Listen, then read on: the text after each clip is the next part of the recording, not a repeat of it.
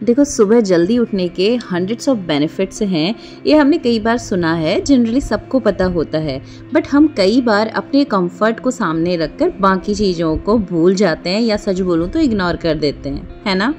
तो ऑनेस्टली सच में खुद से ये सवाल करके देखो, मॉर्निंग थोड़ा सा जल्दी उठने से ये सारे बेनिफिट्स आपको मिलते हैं। तो यहाँ पर हम इन सारे बेनिफिट्स की बात कर रहे हैं, तो ऑलमोस्ट आप नोटिस करके देखिएगा।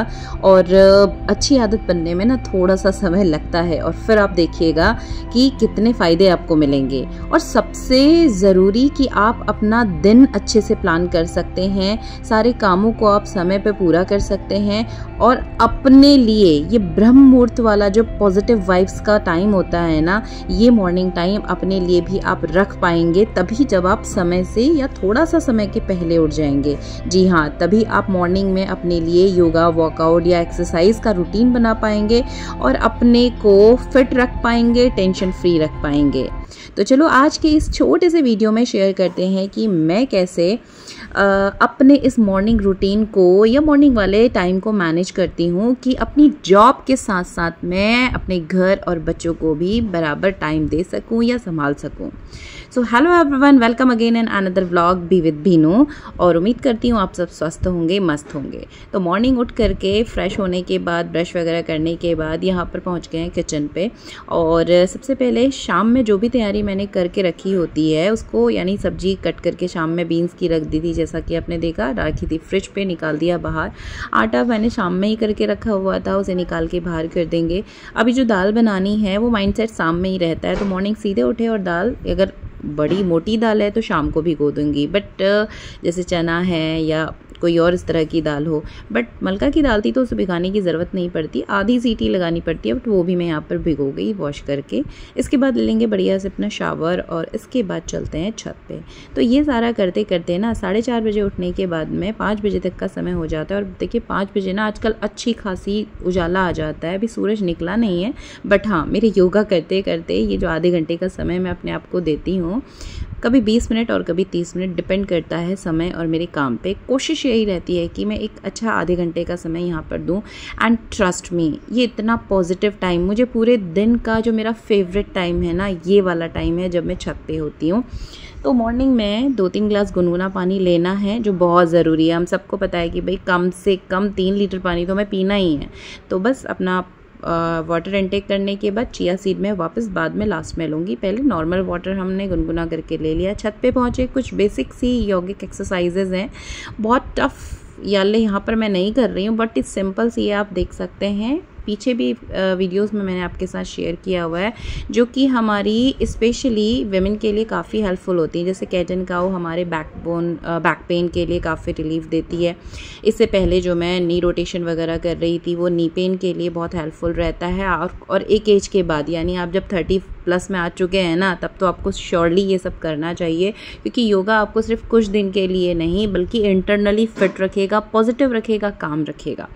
तो ये सारी कुछ रूटीन की मेरी एक्सरसाइजेज हैं, जिसमें मैं कभी खड़े होकर के कुछ 2-3 और एक्सरसाइजेज इसमें इंक्लूड करती हैं और कभी बैठकर ही सारी रहती हैं।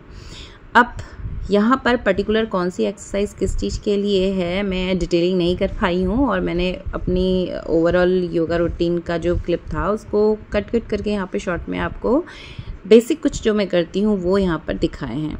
तो ये सारी एक्सरसाइजेस अगर मैं समराइज़ करूँ तो knee pain, back pain, neck pain, neck rotation जो हमने किया, साइटिका का प्रॉब्लम जो लास्ट एक्सरसाइज में कर रही थी, एंड शोल्डर रोटेशन, यहाँ पर मैं कर रही हूँ भ्रामरी, जो कि बहुत अच्छे रिजल्ट्स आपको देता है काम माइंड के लिए। एंड देन लास्ट में कुछ एक्सरसाइज करने के बाद प्राणायाम, और उसके बाद फिर यहाँ पर ये हो रहा है मेरा सेल्फ मैनिफेस्टेशन, या फिर मैं कुछ पॉजिटिव एफर्मेशंस यूज़ करती हूँ आँख बंद करके, भगवान को फुल्ली रिकॉल करते हुए और धन्यवाद देते हुए। एंड लास्ट में थैंक यू मैसेज के साथ धरती माता को प्रणाम कर दिया यहीं से। और देखिए पीछे सनराइज़ कर चुका है धीरे धीरे।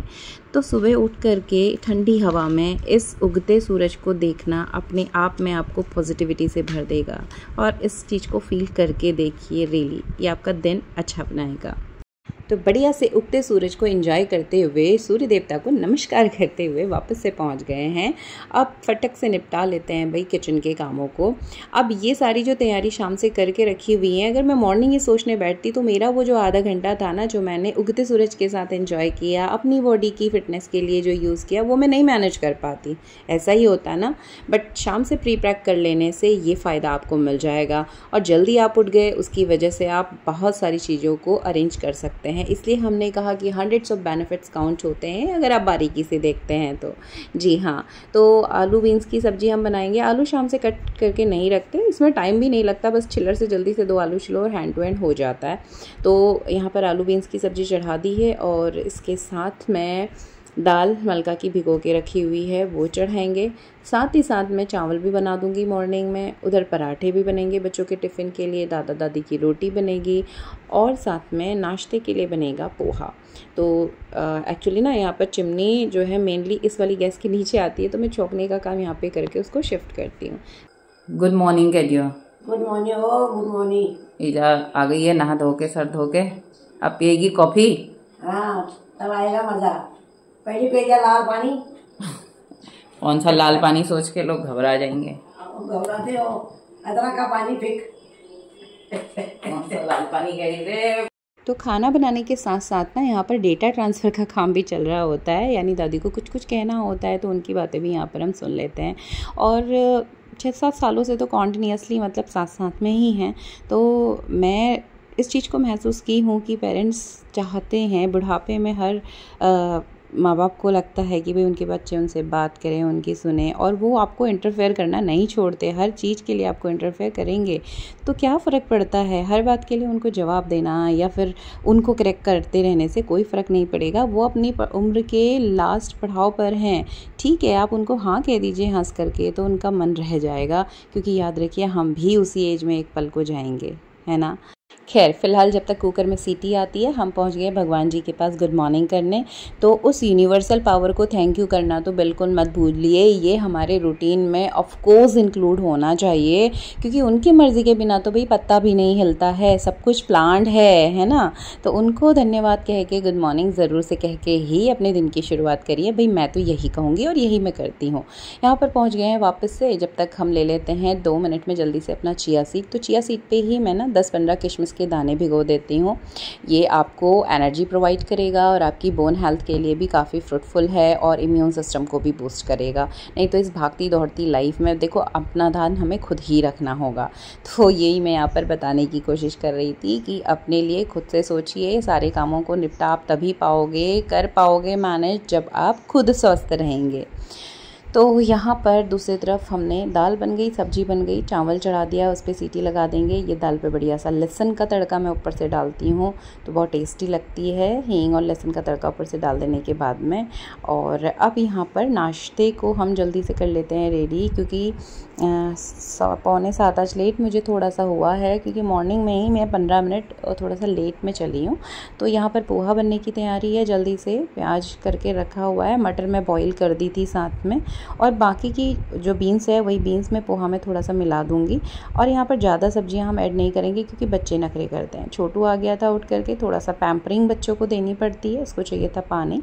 और यहाँ पर इसके बाद फटाफट से इनको रेडी करने का काम करेंगे जोशी जी। मैं फटाफट से रख दूँगी इनके टिफ़िन, और एक तरफ ये चावल भी हो गया। तो अब एक तरफ बनेगी रोटी और साथ में यहाँ पर हम लगा देते हैं तड़का पोहा में। पोहा बनके रेडी हो जाता है तो बच्चों को दे देंगे नाश्ता, और साथ में मैं कर दूँगी टिफ़िन रेडी। तो बस इस तरह से मॉर्निंग का ये जो रूटीन रहता है ना, ये फ़िक्स रहता है, सारे काम लगभग फ़िक्स रहते हैं। बस जो मेन्यू है ना वो चेंज होता रहता है कि भाई दाल चावल डेली बनेगा, लेकिन दाल क्या बननी है वो एक दिन पहले भिगोने वाली है तो करके रख देंगे। सब्ज़ी कट करने वाली है तो शाम से कट करके अगर हम रख देते हैं तो काफ़ी आसान हो जाता है, वो मॉर्निंग का समय बच जाता है।